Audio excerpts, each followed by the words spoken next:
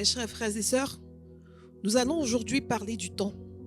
Le temps est la seule chose commune à tous les êtres humains. Et au moment de passer de l'année 2024 à 2025, il est important que chacun d'entre nous puisse faire le bilan de sa vie. Le temps qui passe ne se rattrape pas. Le temps qui passe ne peut être vécu à nouveau.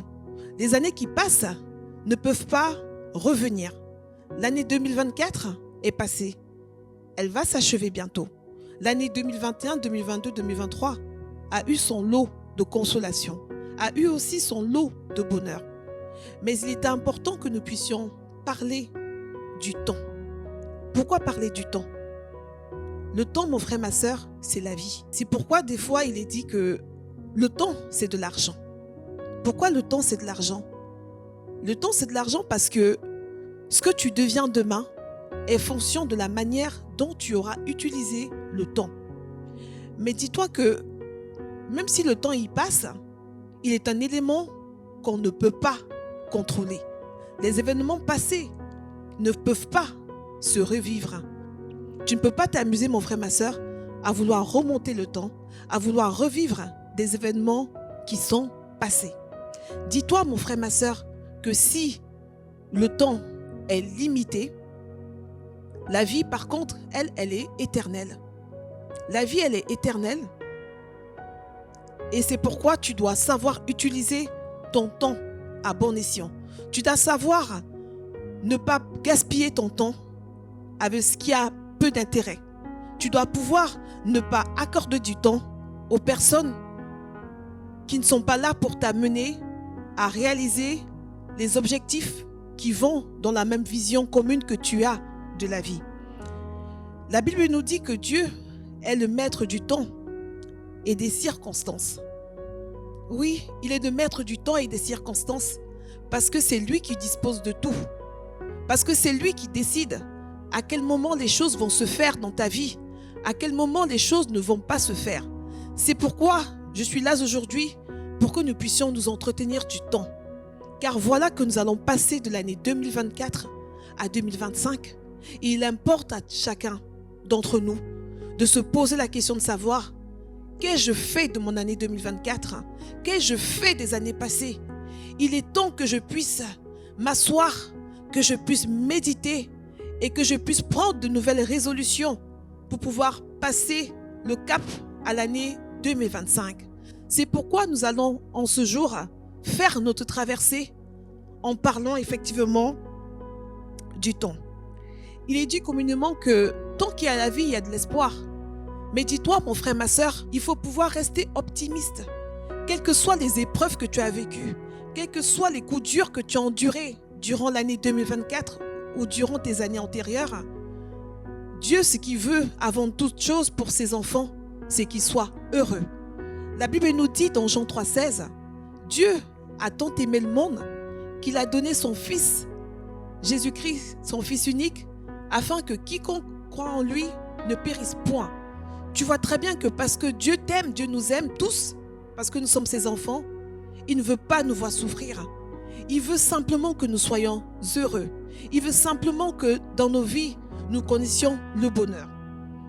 Cependant, mon frère, ma sœur, parce que l'année qui va commencer sera une année pleine de promesses pour les uns et les autres, c'est justement le moment où, pour cette traversée, nous devons faire un bilan.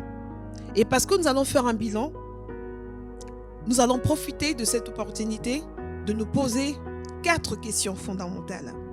Nous allons nous demander en quoi l'année qui vient de s'écouler a été une année de réussite. Nous allons donc pouvoir raffiner notre vision de la vie.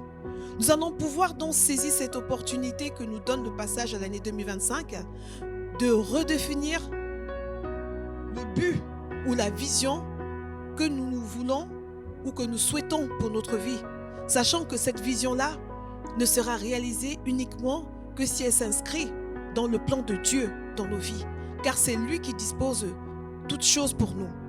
Nous allons pouvoir justement rétablir les objectifs louables que nous souhaitons atteindre pour l'année 2025. Et nous allons aussi, mes chers frères et sœurs, avoir l'opportunité d'enterrer les choses passées, d'enterrer les choses négatives qui n'ont pas marché dans nos vies respectives. Et surtout, nous allons pouvoir nous tourner vers le futur, étant remplis d'espoir. Mais dis-toi, mon frère, ma sœur, que le temps qui passe peut être une bénédiction ou une malédiction. Dieu rend toute bonne chose en son temps. Parce qu'il rend toute bonne chose en son temps, c'est pourquoi, mon frère, ma sœur, je t'invite à tout le temps prier, à tout le temps invoquer la présence de l'Esprit Saint, que tu puisses marcher dans la présence de Dieu, que tu puisses ne pas l'ignorer, que tu puisses au quotidien implorer qu'il se manifeste dans ta vie, afin que tu ne chutes pas, afin que tu ne trébuches pas, afin qu'il soit ton consolateur. Tu ne vas pas aller adorer des autels, tu ne vas pas aller prendre des conseils auprès de tes amis, tu ne vas pas aller prendre même tes conseils auprès de ton pasteur ou de ton prêtre, mais tu dois pouvoir te confier à Dieu. Lui seul, par son Esprit Saint, sera à mesure de te consoler, sera à mesure de t'indiquer quels sont les voies et moyens pour te permettre d'avancer dans la vie ou pour te permettre de sortir d'embûches dans lesquelles tu auras été entraîné ou mené par le diable. Car dit-on dans la Bible, le diable, Satan le voleur, il ne marche que pour nous faire trébucher. Il ne marche que pour nous pousser au péché. Mais toi, parce que tu vis quotidiennement dans la présence de Dieu, tu vas être plus fort et tu vas pouvoir justement ne pas sombrer.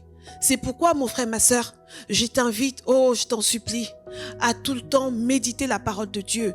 Je t'en supplie, je t'invite à tout le temps faire en sorte que l'Esprit de Dieu qui vit en toi soit fort, qui fasse en sorte que ce ne soit pas l'esprit charnel qui te domine, qui fasse en sorte que tu ne vives pas dans la chair, qui fasse en sorte que ce soit uniquement la volonté de Dieu qui s'accomplisse. Dis-toi que si tu es béni dans la vie, c'est parce que tu respectes les commandements de Dieu. C'est parce que tout ce que Dieu dit de ne pas faire, tu es d'accord avec et tu ne le fais pas. C'est parce que tu mets en pratique ces commandements, mon frère, ma sœur.